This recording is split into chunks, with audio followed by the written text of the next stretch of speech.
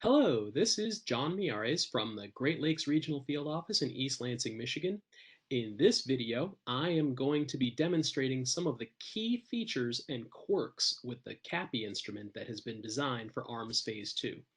Now, keep in mind, this is a brand new instrument that has never been used in production before, so there are bound to be some things that you don't like or think need to be improved or may not work the way you expect them to. What I ask is for your patience as we go through this and that you take the time to fully test the instrument yourself by entering at least one of the practice exercises into the CAPI training system. The other thing I want to emphasize is that I'm fully aware that those of you who've been working with CAPI for quite a while may be able to pick up on some of the items more easily than me, even. And if you see something that could be done in a more efficient way, please don't hesitate to share that with your supervisor and with the rest of your enumerator team. Now, I'm assuming that by the time you get to the point where you're entering data into CAPI, that you've completed the ARMS Phase 2 report on paper already. So I'm not going to get into the reminders about checking your comments, recording your attempted contacts, which you should be doing anyway. However, I cannot emphasize enough that it will be critical to maintain a paper trail for the work that you're doing. So if there is a problem with CAPI, whether it was because something was miskeyed into the iPad or because something just didn't translate well when we pulled the data from CAPI into our systems, that there is going to be a paper trail that we can fall back on. We are asking that you hold on to all completed forms until at least January 11th. Now, another thing I want to emphasize is today is September 30th, 2020, and although we have an instrument available for ARMS Phase 2, we do not have one yet available for the Vegetable Chemical Use Survey. And so the demonstration I'm going to show here should be able to cover well for both instruments because the two surveys are fairly similar to each other. It is possible there are going to be some differences, and hopefully we'll be able to address those without having to create an entirely different video. Now, I'm going to be using my computer for this demonstration, so it's going to be easier to record what I'm doing here. Although most of you are going to be using your iPads for this, some of the items may look a little bit different here. I'm just hoping that what you're going to see is pretty much what is going to be here with this instrument, and that you are going to see what I am seeing when you work with the instrument. I'm going to start by entering data from practice exercise number 1, which you all should have a hard copy of in the packages that were sent to you from the regional field office.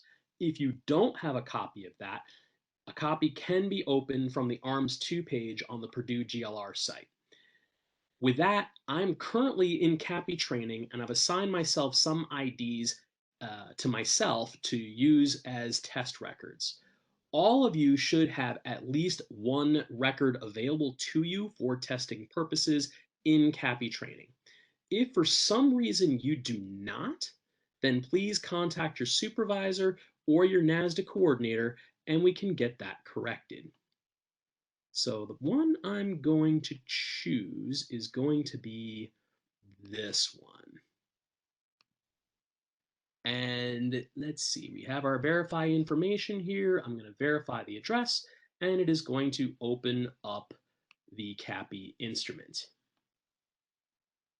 Now, the first thing that you're going to see here when we open this up is it's going to say operator owner provided consent over the phone. Well, again, the wording for this question is going to be changed a little bit because this is going to be tied specifically to whether or not the operator is providing consent for you to contact a custom applicator to collect the spray records.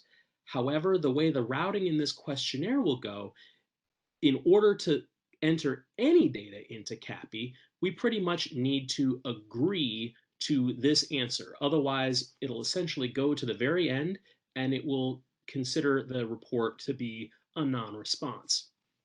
So I'm going to hit check to agree, and I'm going to click on next. We enter our beginning time, just like you would expect. I'll just say it started at 11 o'clock. We're going to look at the partner information, which should be pre-populated in here. And I'm going to just check that this was verified, send it on its way, check that this one is verified, send it on its way. And then we don't have any partners otherwise for partner 4 or partner number 5.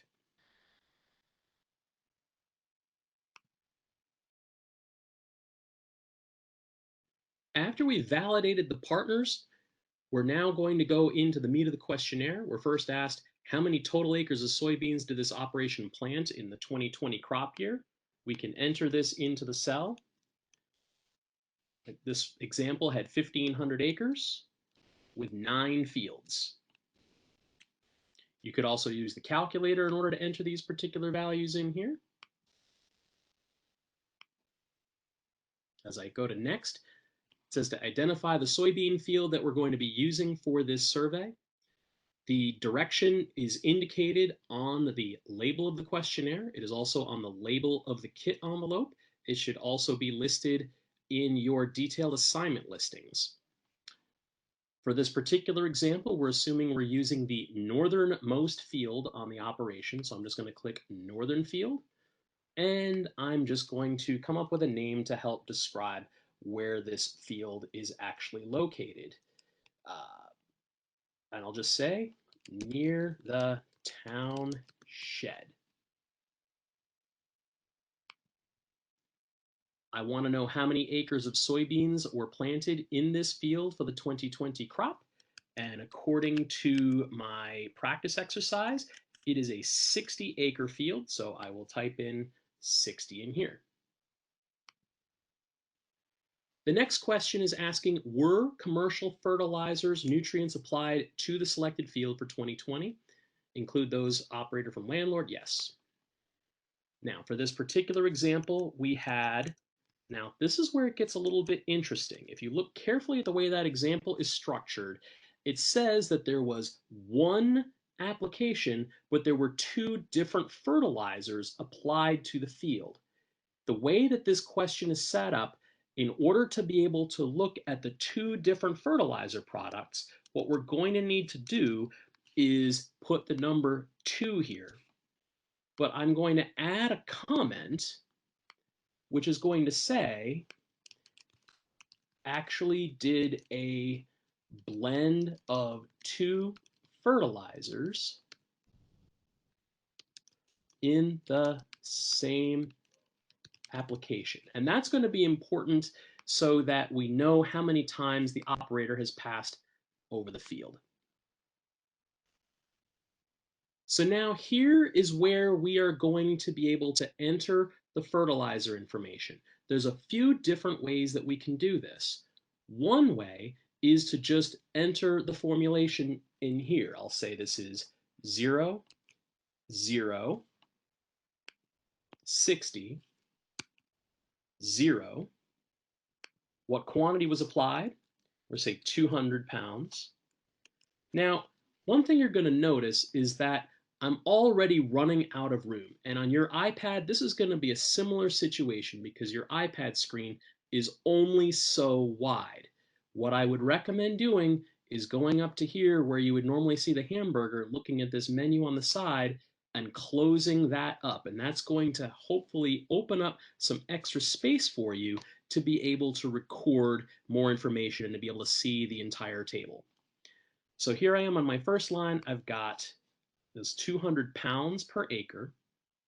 I'm going to say, when was this applied? This was going to be applied in the spring before seeding. So I'll say here, in the spring before seeding.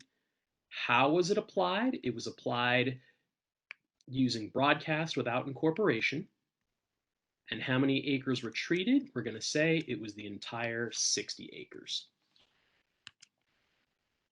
Now, another way that we can record the fertilizer information is if we know the actual name that was applied to this. So if I click on this blue screen here, what I'm going to get is the list of different fertilizers that we have in our respondent booklet.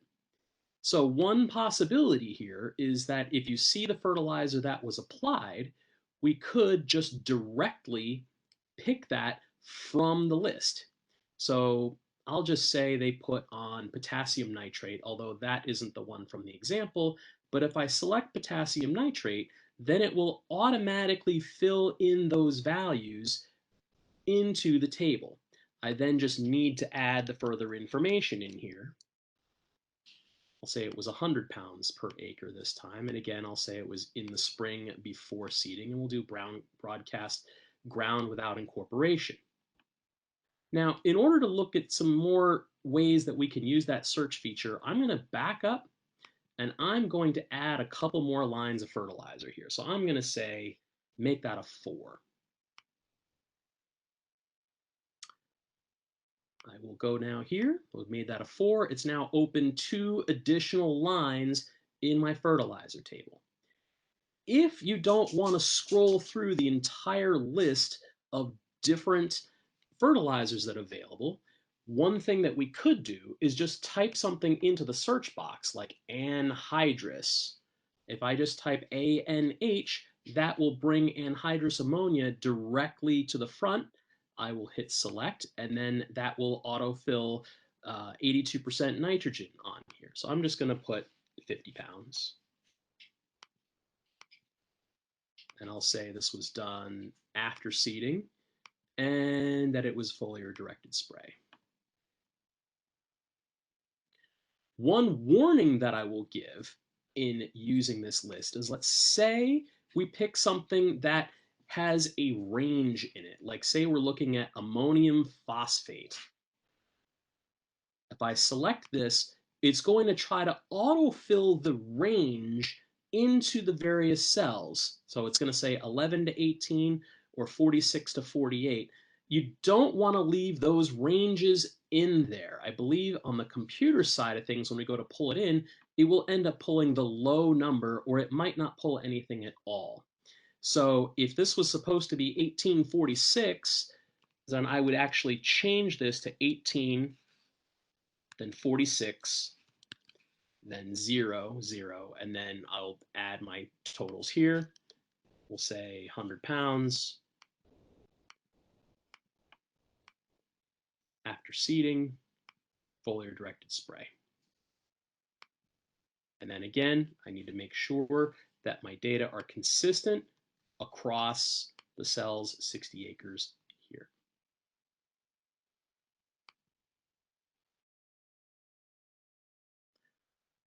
All right, so let's go to the next screen. And the next screen is where we are going to now be asked about, were there any herbicides, fungicides, or other biocontrols practiced on the soybean crop?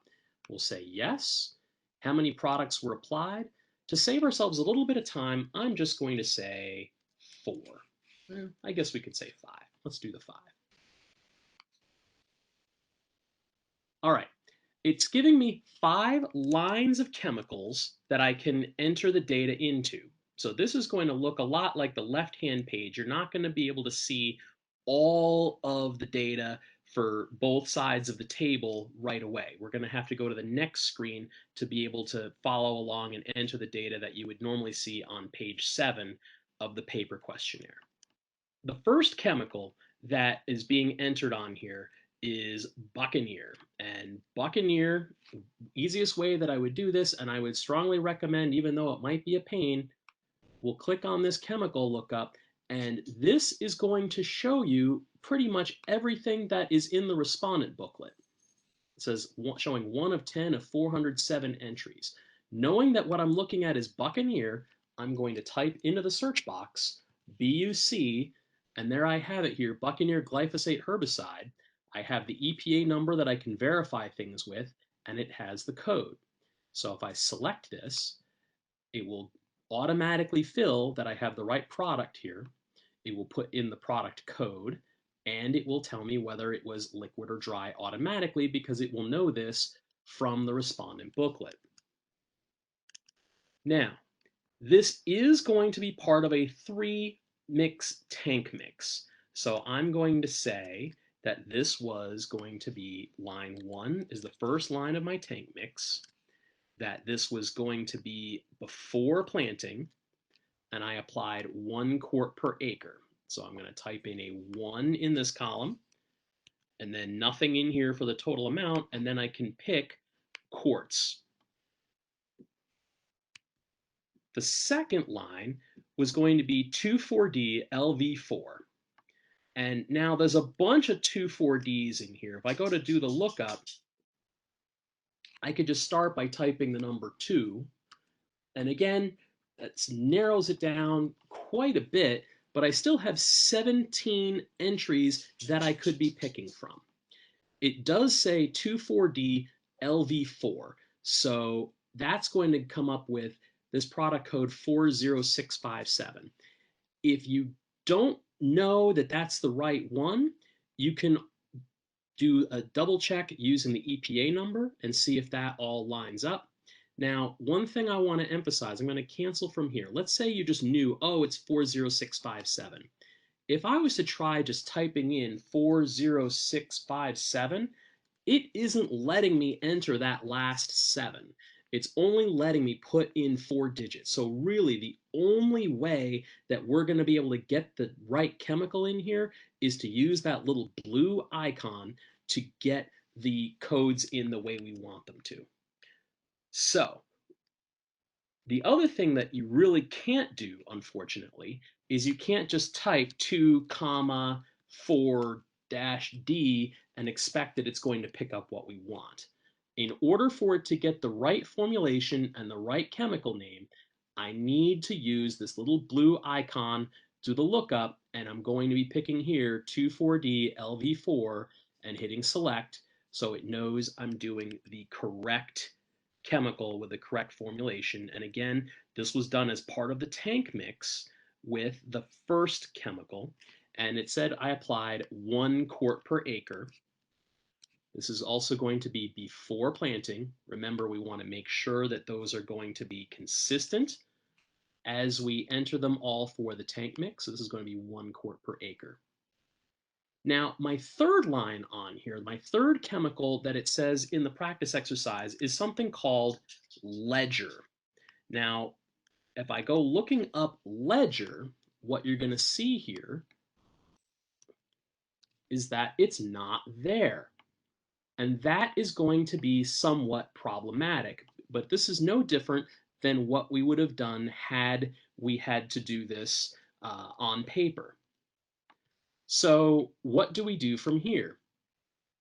Well, there is an option to add the extra information about what we don't know about the chemicals in here. So I can type, all right, on line 3, the pesticide type, this is going to be a herbicide. I can now get the EPA number, which is 100-1162. Says the form purchased was a liquid.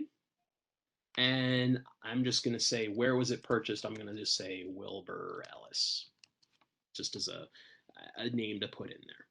And that will allow us to get the information that we need.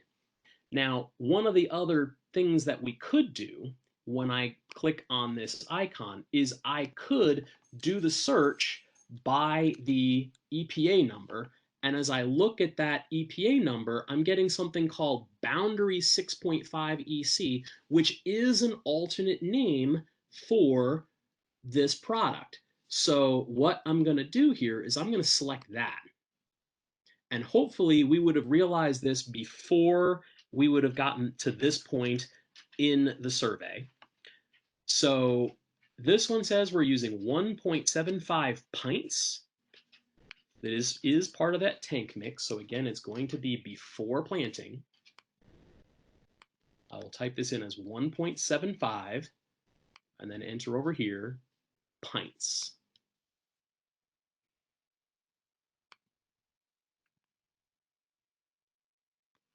Now we have the post-emergent herbicide applications here. We have another application of Buccaneer.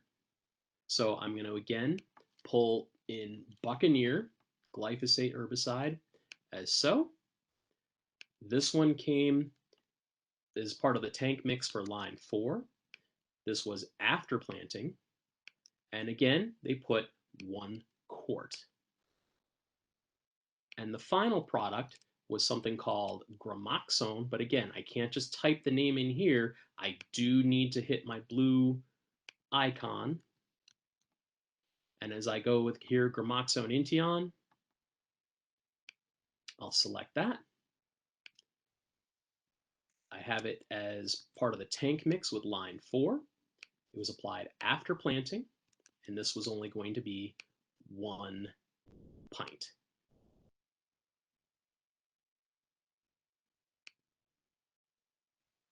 All right, let's go on to the next screen. And this is where we are going to now enter the information that you would normally see on page 7 of the questionnaire. What you'll notice is that the chemical product name was carried over from the previous table, so you're not going to have to scroll back and forth. How is the product applied? Well, for my pre-plant stuff, this was broadcast without incorporation. And for my post-emergent herbicides, these were foliar or directed sprays. How many acres? I'm just going to enter that these were 60 acres throughout. How many times was it applied? It's going to be 1. And again, for anything in the tank mix, we need to make sure that the data are going to be consistent all the way across. Once we've entered all of our data into section D, we're ready to progress on to section E. These are pretty much just yes or no questions. So as we look at our paper copy here, we can just essentially enter in what we're seeing here. So based on this, I'm going to have yes, whether data were used, no, and then yes, yes, no. And then I can click on to here. Was this deliberately scouted? And as soon as I check yes, that it was deliberately scouted, that is going to open up these questions that need to be routed. If the questions down here don't need to be asked because of a skip instruction, they will not open up for you. So in terms of answering the questions that we have here, we're going to say that yes, there was an established process, but it was not for pest advisory warning, not for a pest development model. And then here, as we open this up, what was the field scouted for? We're going to say, yes, it was scouted for everything. And again, that does open up these pull-down menus. These were going to be lower than normal, but the disease was actually higher than normal. Who did the majority of the scouting? That was going to be the operator. So I'll just pick this as the operator and move forward from here. Did we use field mapping in order to do this? This was going to be a no. So I will enter this as a no. Now, since these are all pretty straightforward yes/no questions, I'm not going to fill in these gaps because I think you can handle figuring out how to do those on yourselves. So the next section we're going to be looking at is section E1. And the structure here is a little bit different from what you're normally used to. What they've set up here is what they call this accordion patterning. So these are all the various questions associated with question 1 of section E1 for the selected field were any of the following pesticide spraying activities used in 2020. And we have all these questions altering spraying times, using drift reducing adjuvants, drift reducing nozzles, and so on. So in this particular case, they did not alter spray times based on weather conditions, so I'm going to click on no, and what you're going to see is it's going to jump to the problem that says, well, why wasn't the activity used? And this is where we can then enter the information for other, saying that we had good weather. Now they did use drift reducing adjuvants. So I clicked on the plus sign here to open up that. Did they use drift reducing adjuvants? Yes. And when I click yes, it's going to unlock the questions that would need to be answered if you said yes to this first part. Was it specifically used to keep pesticide applications on target? Yes. How easy was it? It was very easy. Then we go to the next one. We open that one up. Drip reducing nozzles, yes, those were specifically used in order to deal with reducing the uh, pesticide problems that you would normally have here. So that's typically what you're going to be doing. Again, I'm not going to be doing every single one of these, but again, if the answer is going to be yes, you click on the yes, and it is going to open up the questions that you would need to fill in for the yes question. If the answer is no, for example, here, increase gallons per acre based on the spray solution, I'm going to say no, and then it will ask, well, why not? And again, they might have said we had good weather. If you don't know if something was used, we can just click on don't know, and then you're not required to answer any of the other questions. You are going to need to open up every single one of these options to answer them because every question here needs to be answered with a yes, no, or a don't know.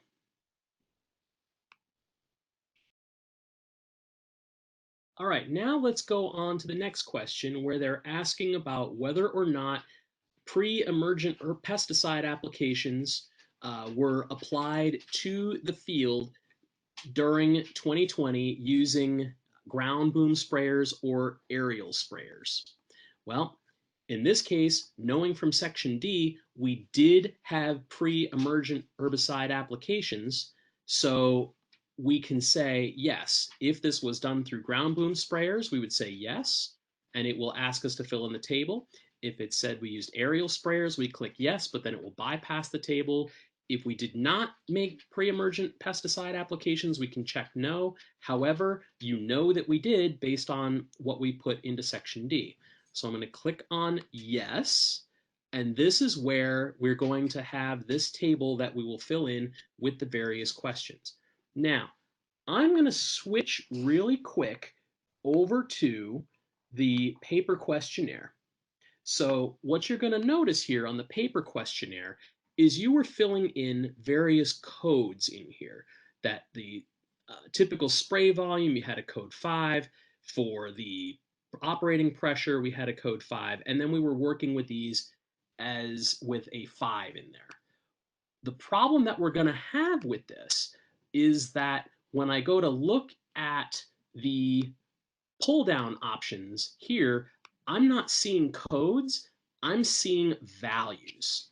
And so what I would strongly recommend when you are going through this yourself is you want to maybe circle the options that were actually used. So maybe going into here and saying, let's circle the 5. And let's circle the 5 here. This is circling option 4 for a flat nozzle. This is circling 2 for going 5 to 10, so that when you are transcribing the data into the CAPI system, you're less hung up on the code and you're more able to look at what the values are supposed to be. So now that I'm going up to here, well, let me turn off those annotations real quick. So now that we're going up to here, I can now match what I had on the paper form to what is in the pull down menu. This was a flat cone. What speed was 5 to 10. What was the boom height was 24 to 36. Target droplet size was very coarse. And the tables that we're going to see for the next few questions are very similar. So again, we can just enter them here, but if we have those values already recorded and circled on our paper copy, then it's going to be much easier to get the correct data recorded here. Because especially if there's a lot of choices that you're picking from, it could be very easy to mistake which option you're doing. Well, is that option 5 or is that option 4? In our last case, the question is asking about post-emergent insecticide or fungicide. If you look back at Section D, everything that we applied was a herbicide. So we're going to say no, it didn't make any post-emergent insecticide or fungicide applications, and then we go on our way.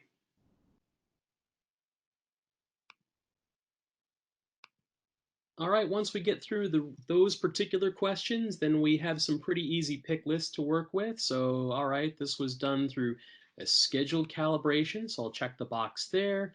For the selected field, when did the operation clean it? So it did before, it did after, depending on the product, regularly scheduled cleaning. For each time that it was cleaned, how often was a tank cleaner used? Again, this is one of those cases that on the paper questionnaire you have a code, but here we just have a pull down menu, so it's going to be important that you pay attention to the order and the code that we're working with. So in this case was going to be always. Did this operation use separate spray rigs? One thing I want to point out on here is on the paper questionnaire, the the order in which these are showing up is not the same as what you're seeing in CAPI. So on the paper form, the order of the questions is yes, no, and then don't know. But in the CAPI instrument, it has yes, don't know, no. Some people might be looking at the visual and expecting, oh, I'm just going to put the middle box. So just be very cautious about that. We have asked headquarters to fix this. I'm not sure if they're going to be able to do that before this instrument goes into full production. In our next screen, this is just going to be the easy pick list. So we've got what are we kind of the majority of the nozzles? We're going to be plastic. Why do we deal with this? Was calibration problems. And again, what proportion of hedgerows were used? We're just going to say there weren't any. Now this is where we're going to have that particular table that shows up on page 16 of the paper questionnaire. So we have the various columns that are entered in here that say how often was each practice used to manage herbicide resistance, fungicide resistance, insecticide resistance. This particular operator only used herbicides on this field, so we're only going to be entering information into this column. So what we have here, we said this was going to be an often. For weed control, this was going to be often. As I go into the next one, we have this was going to be an always. This one wasn't always. And this one wasn't often. And we don't need to fill in any of these columns. Like I said, again, these are columns that are used to manage fungicide resistance or insecticide resistance. Since those were not used here, then we can leave those columns blank. So on the next screen, asks, are the spraying practices for other fields in this operation similar to those for the selected field? Again, the intention of this question is that we're looking at soybean field and their spraying practices, not just any field in the operation, because obviously you would say, well, I'm not going to spray my corn fields the same way I would spray my soybean fields. So if they're assuming that they do everything the same, we're going to click yes. And now this is where we have the table. This is the one from page 18, no, 17. So all these values here, again, we're going to be issues of dealing with codes normally, where we would say like 1 was always and 2 was often and 3 was sometimes. This is again one where you're going to have to pay very close attention to how these codes are going to be handled. So we had here 1, 2, 3, 3, and so on. Now, let's say I'm not going to fill in the rest of these right now for time consideration. Since we have university cooperative extension services that were utilized, now it should ask this question. If not, it will skip this question. So as I fill these out, we have, again, this was sometimes, sometimes, often, and maybe a never. And again, you can fill in these values as you see fit. With the next question, we have this pick list about an effort to reduce off-target impacts to plants, pollinators, and so on. Did the operation communicate or consult with any of the following sources? If the answer is none, then you are welcome to leave this blank. There is no option for none here. Then as we go on to the next screen, these are the questions about best management practices. So the question then becomes, I need to figure out which ones of these are going to be best management practices that we've used. Maintain buffers between beehive locations. We're going to say this was always, and yes, it was done to do that. Make applications when temperatures are below 50 degrees. They could say, well, I did that, but it wasn't necessarily to take care of the bees. Next option, maintain a buffer between beehive locations. You might say, no, I didn't do that. And notice what happens when I said never, this pull down option grays out. So you won't be expected to answer this of was the practice used to specifically prevent exposure to bees if you never actually did that practice. So when I make this using never, then I'm going to leave that blank. Or the same thing if we have a don't know, then that also will make sure that that is grayed out. But if we were to say, well, I'm going to avoid applications when do is here, well, I'm going to say yes, but maybe that wasn't necessarily because you were considering the bees.